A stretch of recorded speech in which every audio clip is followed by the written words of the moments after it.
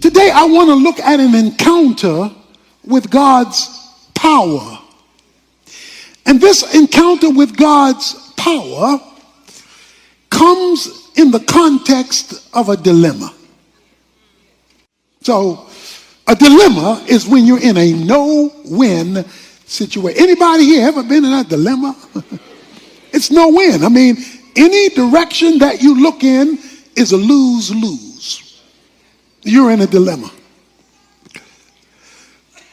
The most noted story in Israel's history, the crossing of the Red Sea, which was its biggest celebrated miracle, happened when they were simultaneously in a dilemma. The most celebrated story, the one that's repeated over and over and over in the Old Testament, is the story of the crossing of the Red Sea. It's repeated in the New Testament. When the author of Hebrews talks about the great hall of faith in Hebrews chapter 6, he says that without faith it's impossible to please God in verse 6. And then he comes in verse 29 and he says, by faith Israel crossed the Red Sea and the Egyptian army was destroyed. And so this is no small deal. But what I want you to catch today is that they had their divine encounter with God's problem in the context of a dilemma. So I want to prepare you today for an encounter with God, but I also want to prepare you for a dilemma that provides the context for that encounter. Now, the background to this is very clear. Moses has come through the 12 plagues, the 10 plagues, and he's now leading the children of Israel out of Egypt. Pharaoh has responded now finally to Moses' call to let my people go. And so the people now are on their way out from slavery to freedom. They're excited. They're looking forward. They've been told that there's this promised land, this purpose of God that God is going to take them to, and things are looking rosy. As they leave,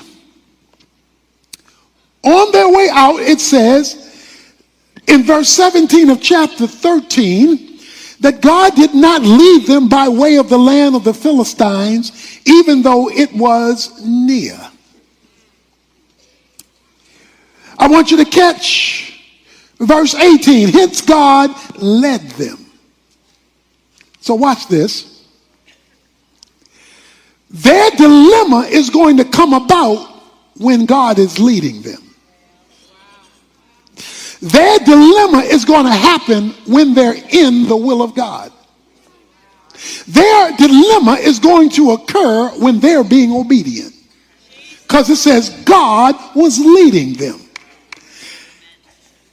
Not only was God leading them into what would be a dilemma, it says God led them the long way around.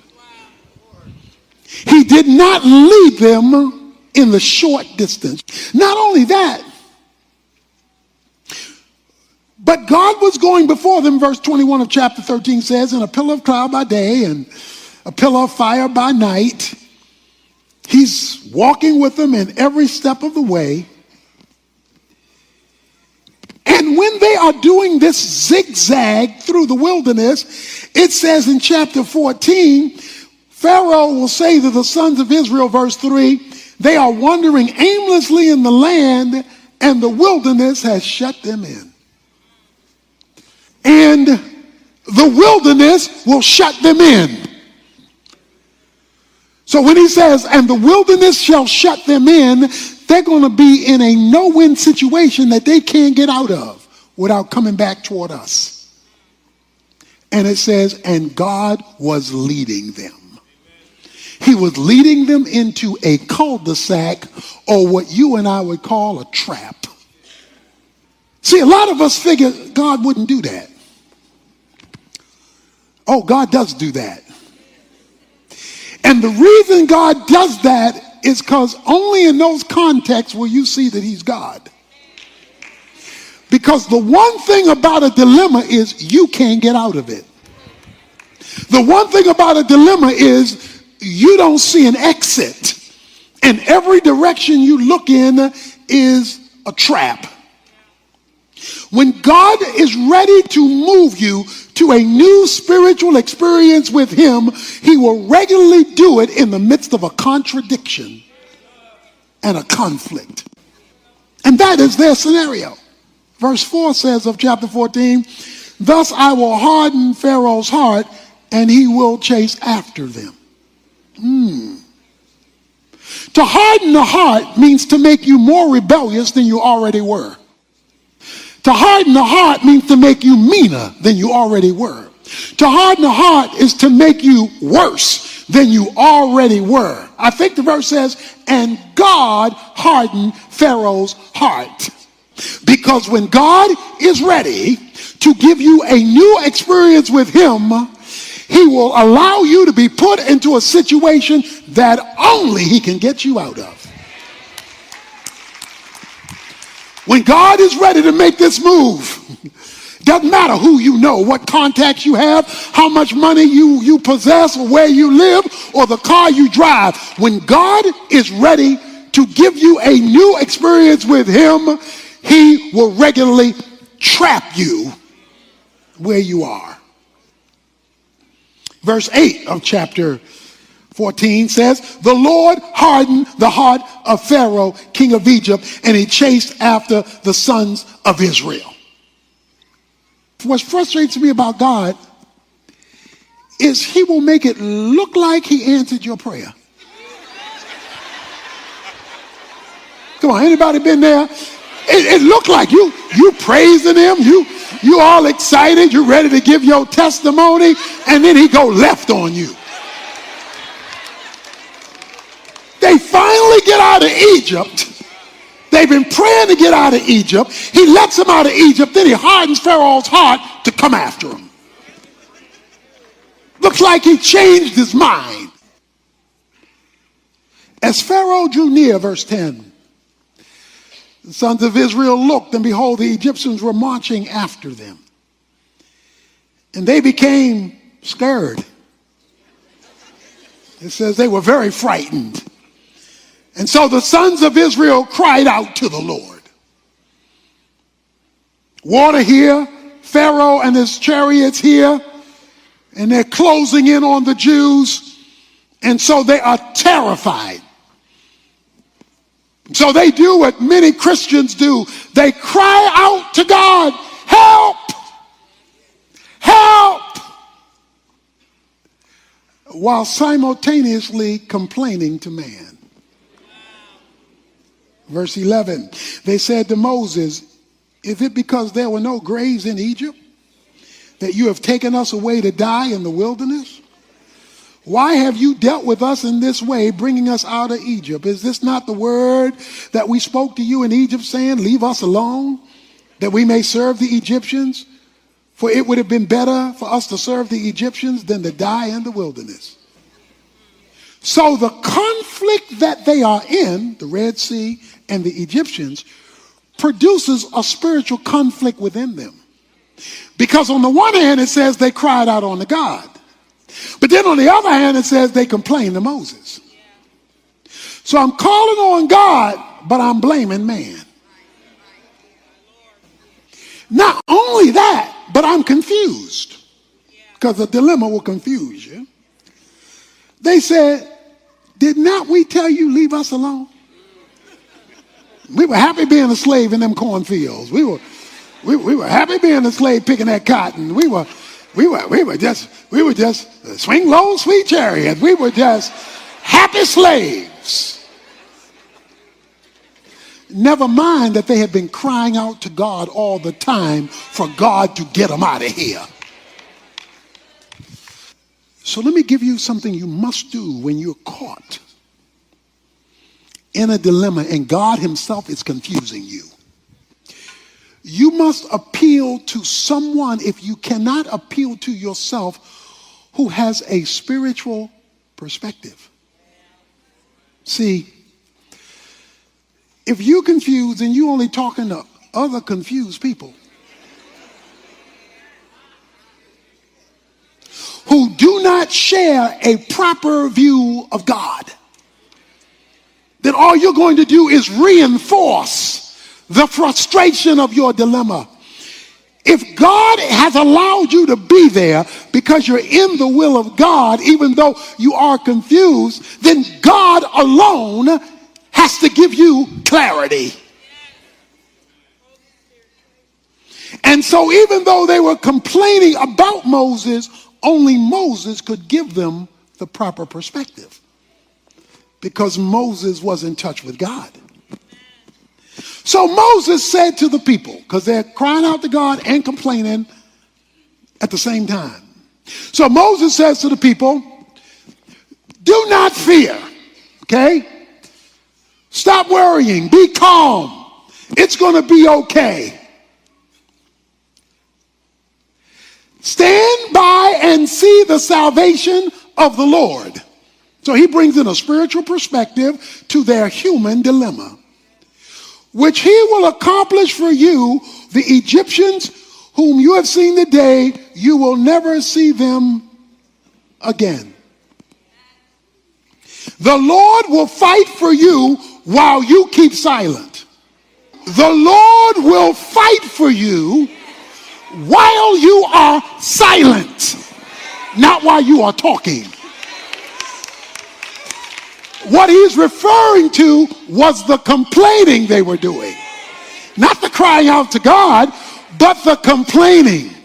God will fight for you while you keep silent. They were now in the position of submitting to spiritual authority. You must have spiritual authority in your life. Spiritual people to whom you can appeal when you don't have spiritual answers yourself, and all you can see are the circumstances. Verse 15. Then the Lord said to the Lord said to Moses, why are you crying out to me?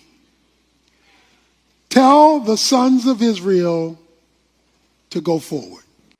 He says to Moses, why are you crying out to me? Tell Israel to go forward. Now, the problem with that verse is there's nothing stated about Moses crying out to him. There's no statement about Moses crying. It's that the people cried out, but then God turns to Moses and says, why are you crying out? Because see, when you're in the pulpit, you know the right things to tell the people. Why are you crying out to me, Moses? You're struggling like the people. Says, what I want you to do is tell the people now it's time to move.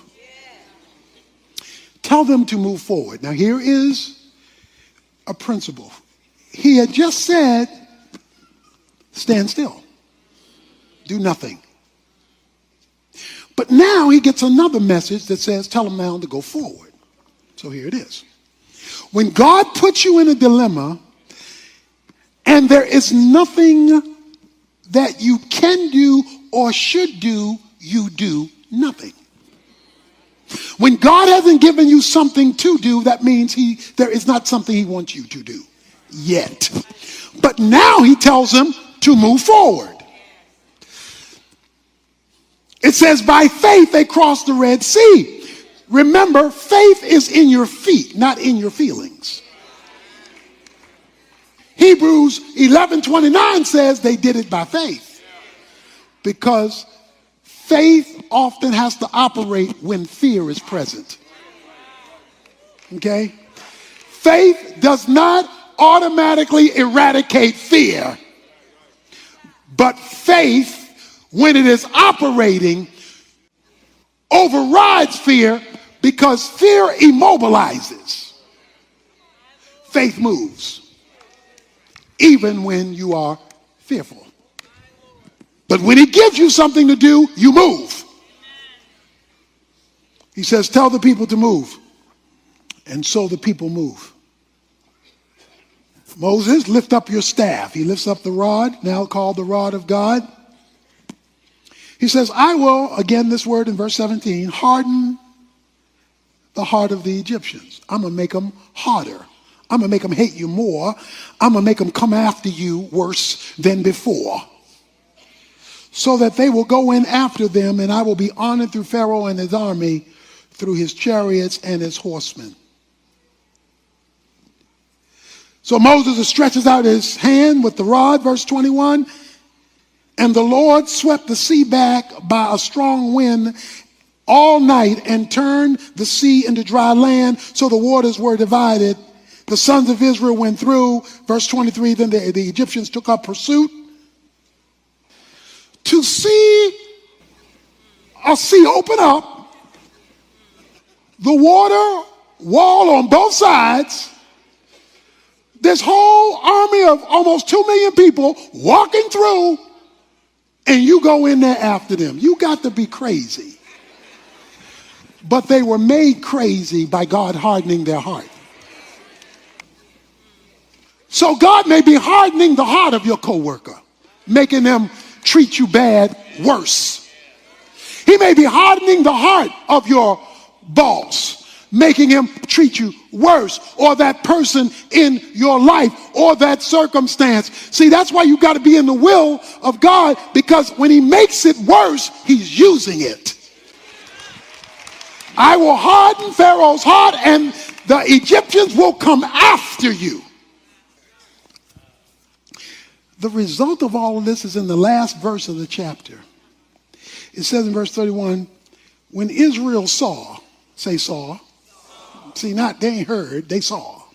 When Israel saw the great power which the Lord had used against the Egyptians, the people feared the Lord, and they believed in the Lord and in his servant Moses. Why does God put you in a dilemma when you're in his will? So you can see something. It says when the people saw. It says when they saw the power of the Lord, they encountered God's power. They said, you know what those people were saying? They said, take us back to Egypt.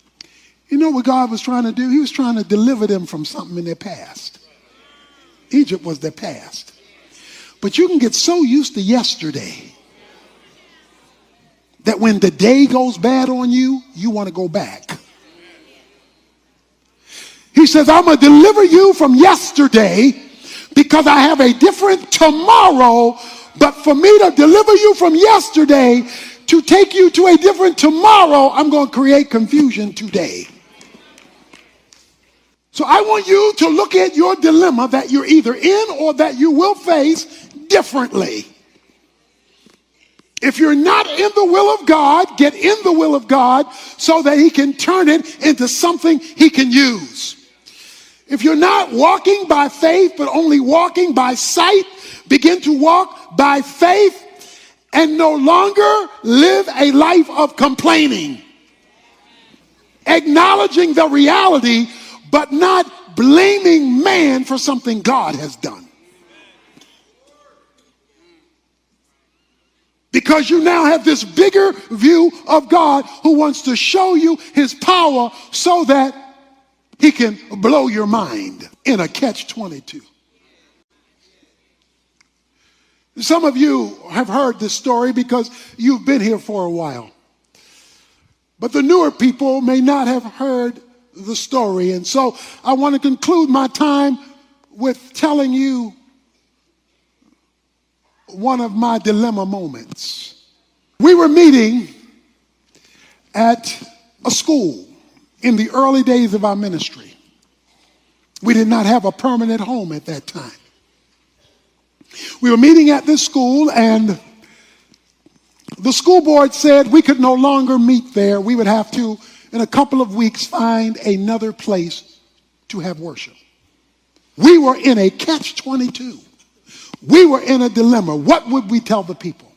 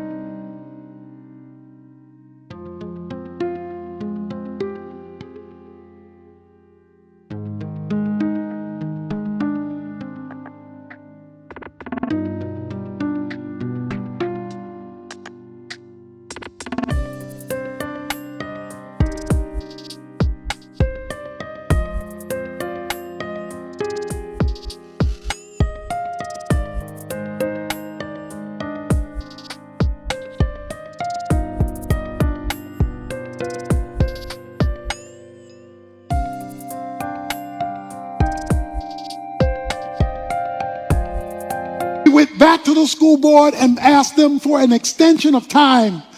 They said they do not think we can get it because there were too many board members with this whole thing of church and state that were against the church meeting in a school. But then they said, but we will have a final official vote. But the person who we talked to said, let me tell you now, there are too many people against you. So we were caught in a trick bag. We were caught in a dilemma. We were up a tree. We were in a creek. We were between a rock and a hard place. And there was no human solution. All we did was call on God to intervene and to do something that was out of our hands. It was now the day of the vote, and we knew the votes were against us. We'd been told that by an insider. The meeting was supposed to happen at a certain time, but the time went on and on and on. I guess we're sitting out there close to 2 hours when it should have been finished in 30 minutes, waiting for a decision. Finally, a lady comes.